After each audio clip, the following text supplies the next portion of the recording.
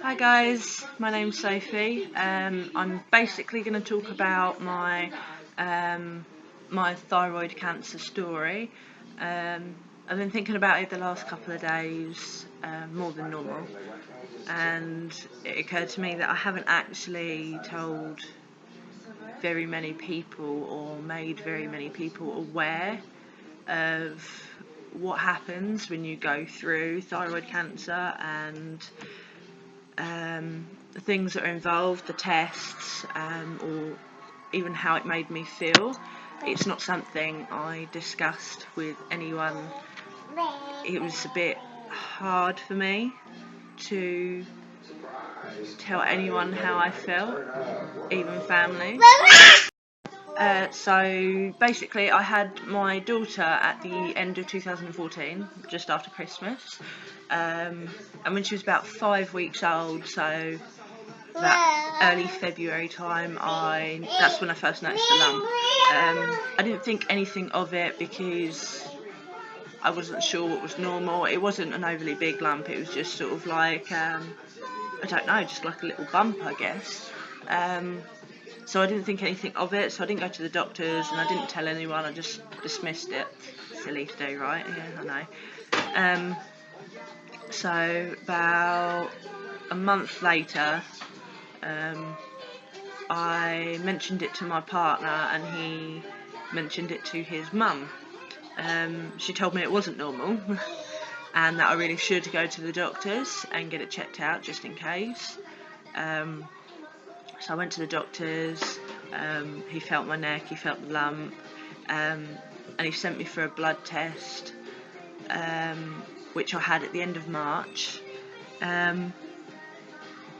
I got a call about a week later saying that the results were unclear and that my thyroid was overactive and I needed to have an ultrasound to find out what was going on, because obviously with the lump and the fact that it was overactive, it could have been anything. So I had the scan in the middle of April and I wasn't told anything because obviously the sonographers aren't actually trained to disclose any medical information. Even if they do see something and they know what it is, they're not trained to, and they're not qualified to tell you. So they didn't tell me anything, but they took a blood sample from the lump itself, so obviously that involved a needle in my neck, which was lovely. So while I was waiting for the results of that to come back, I had another blood test, which I got the results of the same day I got the results of my scan. So at the end of April, when I did get my results back, I was told that the scan was inconclusive. Well, I say the scan was inconclusive, the scan wasn't. The scan showed a mass, but the blood samples that they took from the mass,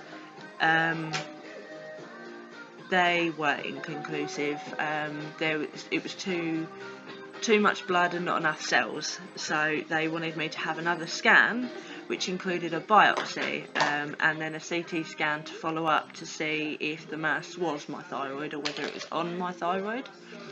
So they weren't sure whether it was actually my thyroid that was swollen or not. Later that day I got my blood test results back, and I was told that I had an underactive thyroid. So basically it had gone from being overactive to underactive in less than a month, which is really bizarre. So he just said that obviously I needed to continue with the tests and hopefully they'd show what was going on.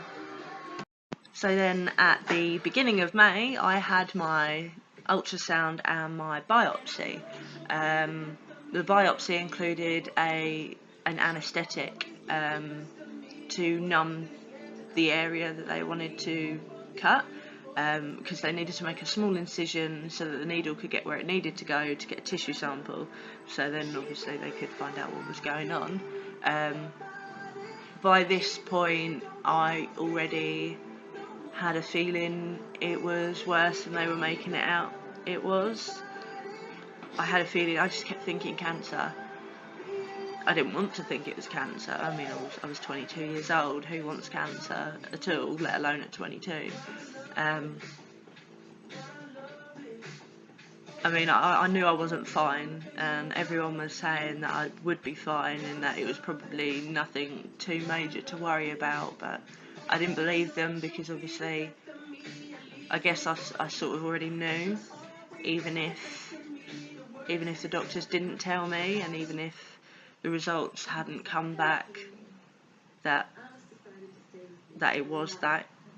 And I had my CT scan the following day, and that was different. I've never had a CT scan before. It was like a giant donut, and they wanted me to lay on the bed in the middle of this donut and lay very, very still and not move, don't do anything. Obviously I was allowed to breathe, but that's about it. So the donut went, I think if I remember correctly, it only went as far as my chest, so about here. So it scanned this portion of me about 4 or 5 times, and then they told me that was it. Get up, get dressed, go home. So I then waited for my results, a whole 3-4 weeks. It was horrible. It was the worst month of my life.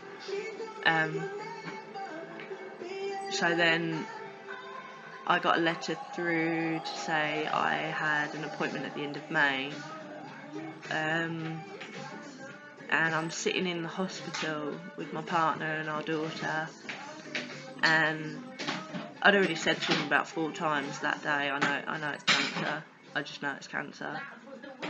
And the first thing I want them to say when I walk in that room is if it is or it isn't. I would rather know either way. So if it's cancer, then okay, fine, we'll deal with it if we can.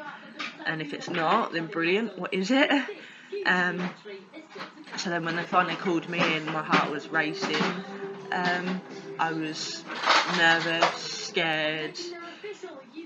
At the same time, I think I was sort of relieved that I was finally finding out what it was, or at least hopefully finding out what it was. So we sat down and he looked, the doctor looked straight at me and he said, I'm afraid it is cancer. I actually handled it differently to what I thought I would. I thought I was going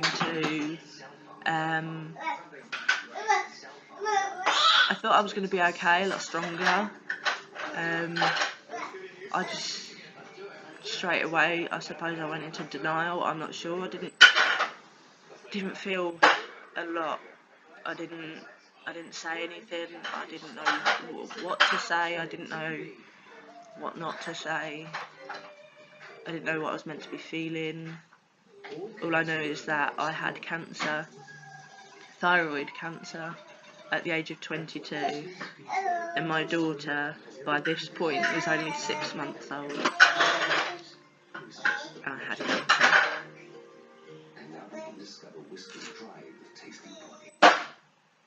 So the whole time the thoughts were just whirring around my head.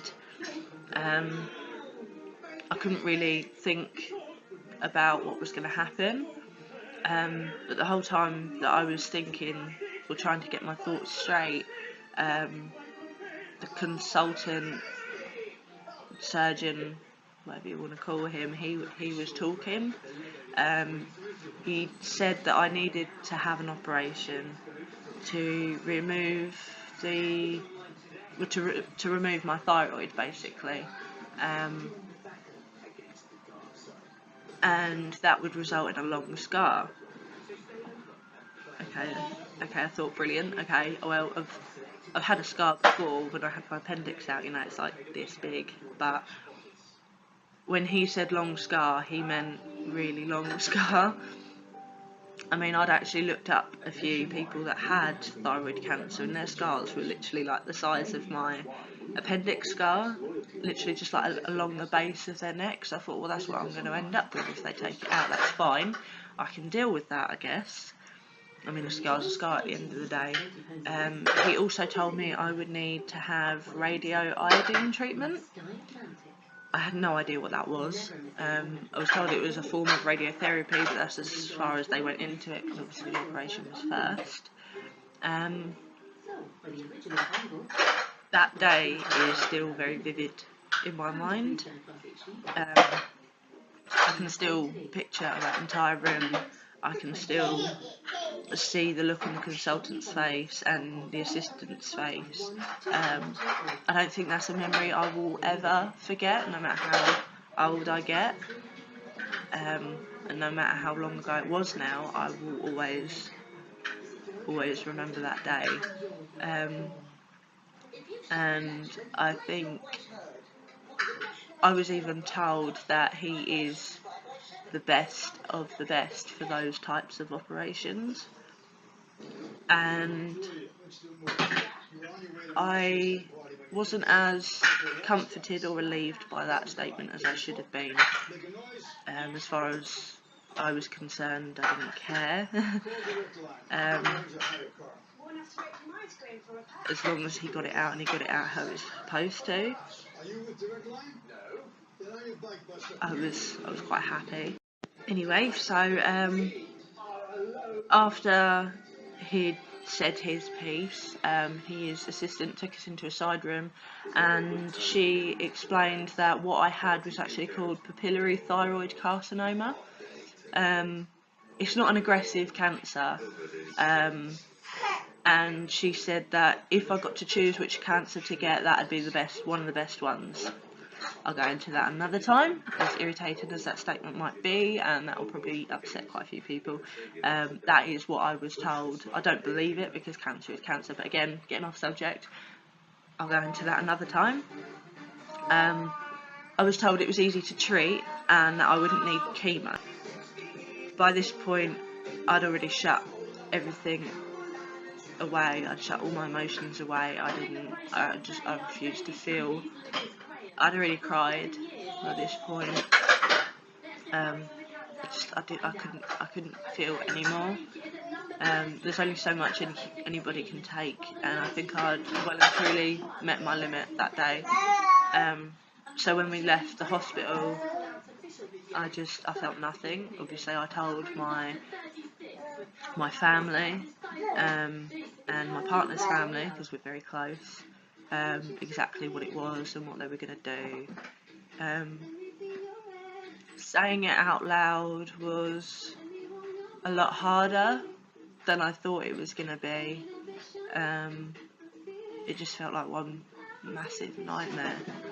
It was quite difficult for me to believe that I did have cancer. I didn't really know what to say, so I just chose to say nothing. I told everyone that I was fine, and that this was the couch potato of all cancers, because that's what I was told. It's a lovely statement, that. I told everyone that it didn't bother me, and I know that I lied, but it was easier to pretend that I was fine and that I was going to power through it than it was to break down, cry, or even rely on everyone else. I had to stay strong for my daughter and for my family, and even though I had cancer, I had to just carry on as normal. My 5-month-old daughter doesn't know what cancer is. She doesn't need to even feel the effects of that from me. She didn't need to feel that I was stressed or anxious or that I was just numb. She didn't need to know any of that. She didn't need to feel any of that. So I just powered through as best I could. It's just something that I did as a mum. It's a decision I made as a mum. So my operation was booked for the 9th of June, and about 2 weeks before, I had a phone call to say that the surgeon had a cancellation, or that he'd cleared his schedule. I can't remember exactly which now. And basically my operation was moved forward to the 2nd, so it was a week earlier than I expected it to be. So then obviously when I went in, the nurses explained everything, how it was going to happen, and I was just laying on that bed waiting for them to come and get me, to take me down to the operating theatre and to obviously to knock me out, if you like. But then when the surgeon finally came round and got me, he explained that it should only be a few hours and that it should be relatively quick. Again, he went over everything that needed to be done, where the scar, where the incision was going to be made, how long the cut was going to be, and roughly where it was going to be. They then wheeled me into theatre, and I don't remember anything after that. When I finally came to, I was told that the operation went well, there was no complications, so that was good. My mum, my dad, my partner, my daughter, and my partner's mum were all there when I woke up, so it was nice to have that support. I mean, I was expecting a reaction of some sort. Obviously, I don't know what it looked like, but no one gave anything away. No one was crying. No one looked horrified. So I just kept thinking, oh, well, maybe it's not that bad then. Maybe it's okay. But of course, I didn't have the courage to look myself. Actually took me a good 24 hours after the operation for me to look at what I considered the damage, and even then I'd already had one of my 2 drains removed. That was a horrible feeling. They came out without any problems, but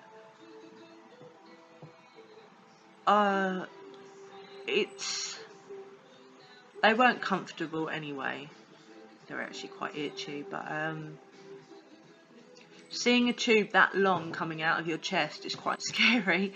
I mean, they were there obviously for my safety. They were draining any excess blood that there was, and that was fine, but I don't ever want to have to go through that again if I can help it. So basically, when I did look in the mirror, I thought I looked quite odd.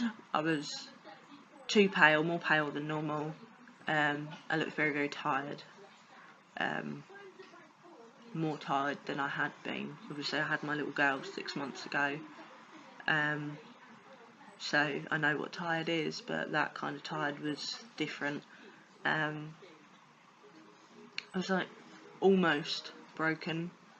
It looked that way. It just didn't look right. I had staples all around my neck, and I didn't know how I felt about that. I didn't know whether I was comfortable with that, with looking at them, or not. I will try and put a picture up of what it looked like, with the staples and that. Apologies if it upsets anyone.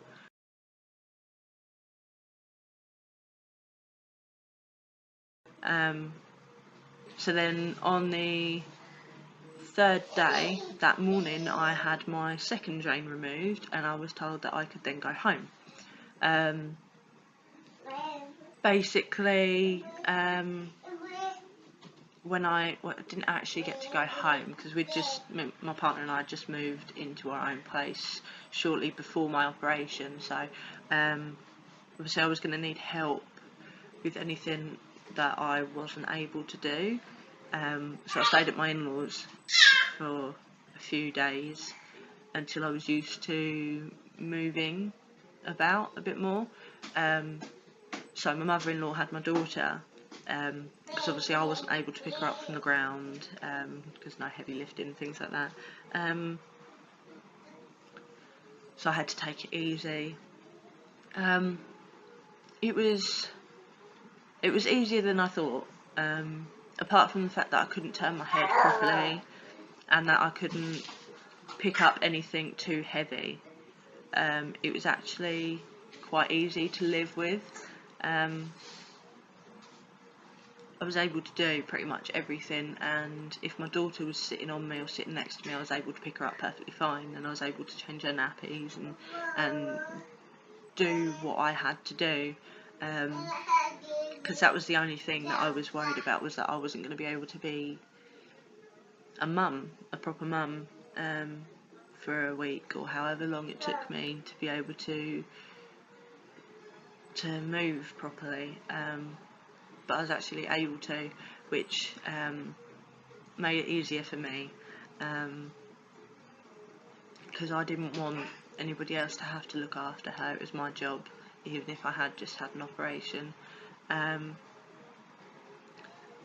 Eating and drinking to begin with was hard, because obviously swallowing, it was very sore.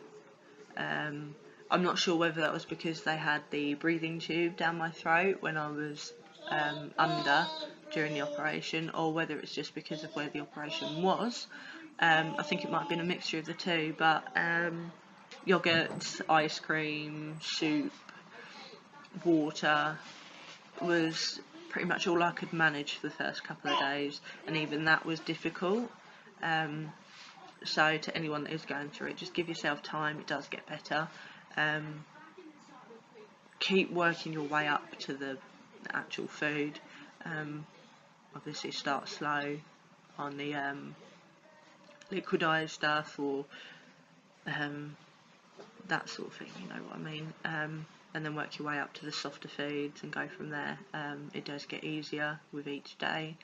I think it was definitely less than a week before I was eating normal food again. You just got to remember, you've had a major surgery, or you're going to have a major surgery. It's going to take a bit of recovery.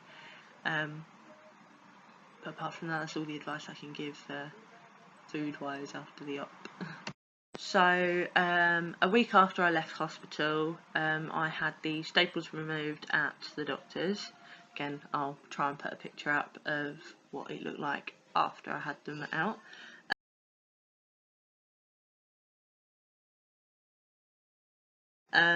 So after they were out, I had a lot more movement in my neck, which was a bonus because I was able to move a lot more. And a few days after that, I started taking my 150 micrograms of levothyroxine daily. Basically, levothyroxine is a replacement for the hormone that your thyroid normally produces to regulate your metabolism and your body's energy. Doctors refer to it as T4 and T3. Levothyroxine itself is used when the thyroid doesn't produce enough of the hormone by itself, so it treats hypothyroidism, and it can also be used to treat an enlarged thyroid gland, but I don't know anything about that side.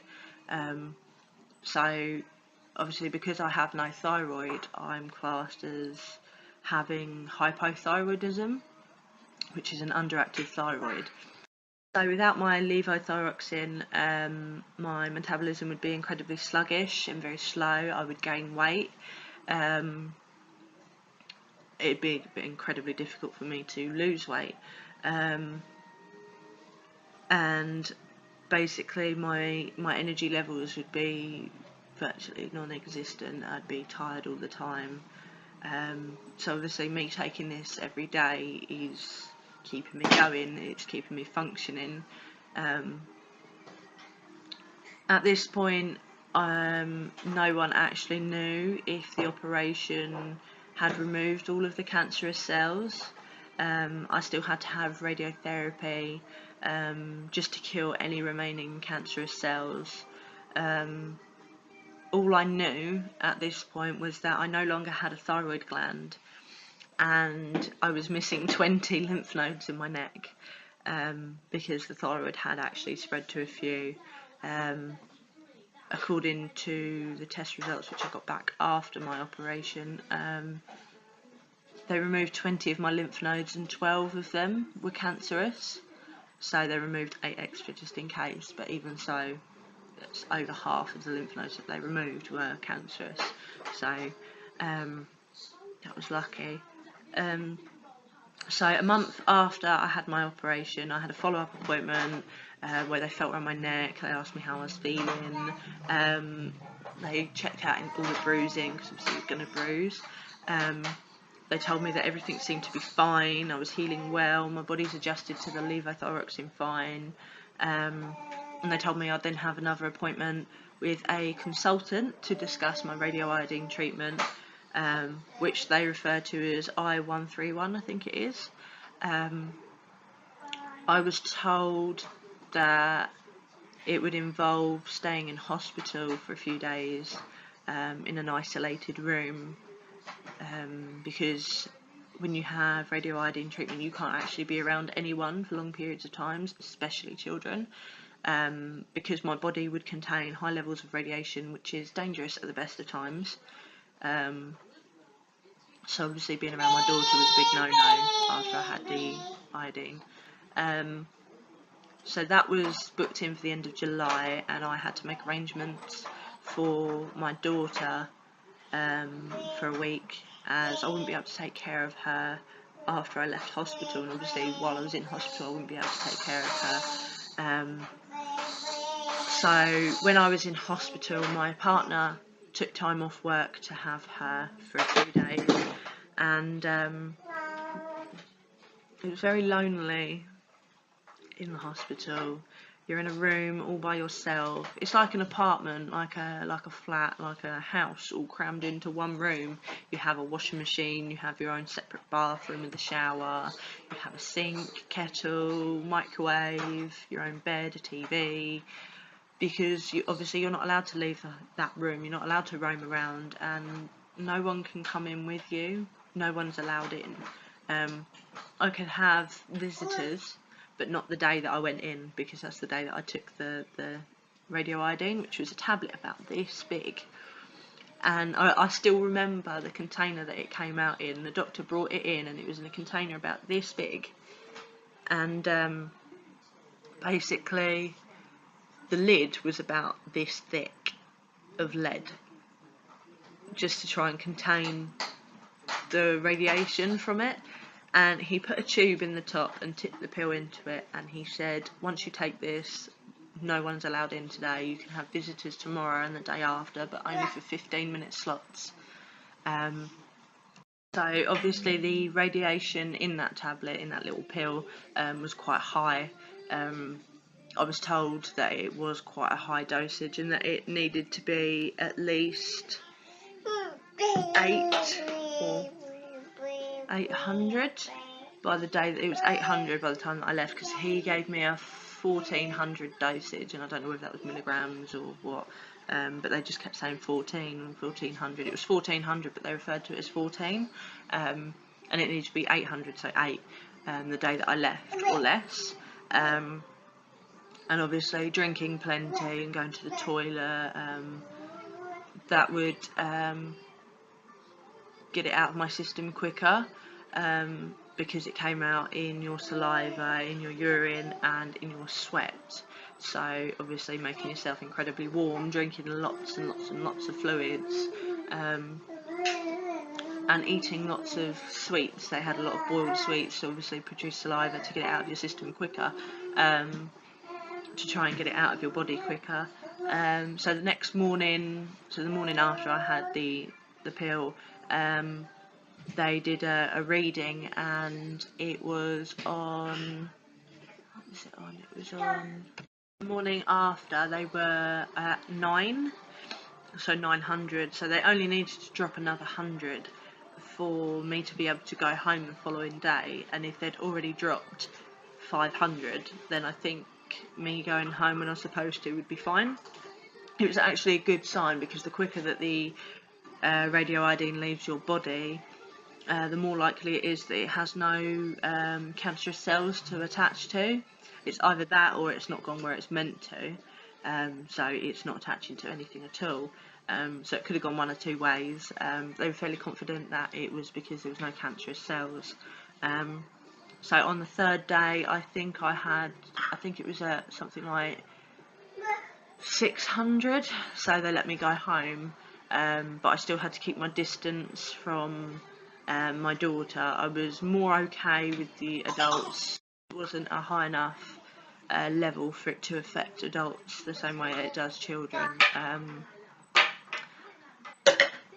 So after that, life just carried on. By that weekend I was able to take care of my daughter again, and I was allowed to be around her and cuddle her again, which is great. But anyway, so after all of that was done, I didn't have any more appointments for just over a month. So at this time it was about mid-September, and I was booked in for another CT scan to see if the radioiodine had gone where it was supposed to. And when I got the results back, I was told that it appeared to have gone to where it was meant to. As far as they were aware, it had gone where it was supposed to. So since that day, I've had 2 more blood tests to make sure that my TSH levels are where they're meant to be, and so far they are. I recently had another ultrasound to see if there was anything abnormal in my neck and to see if I needed further treatment.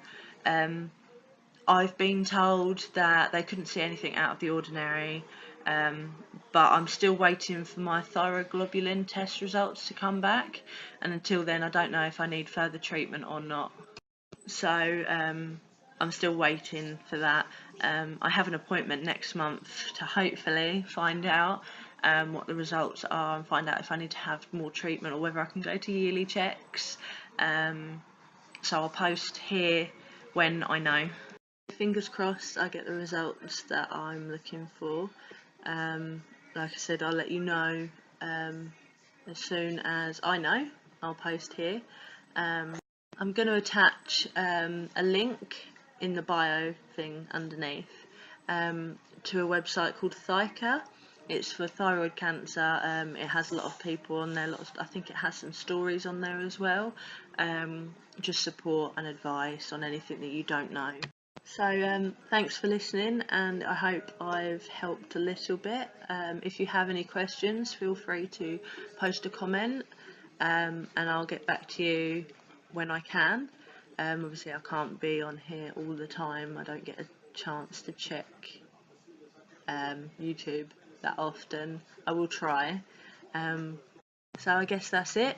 Thanks for watching.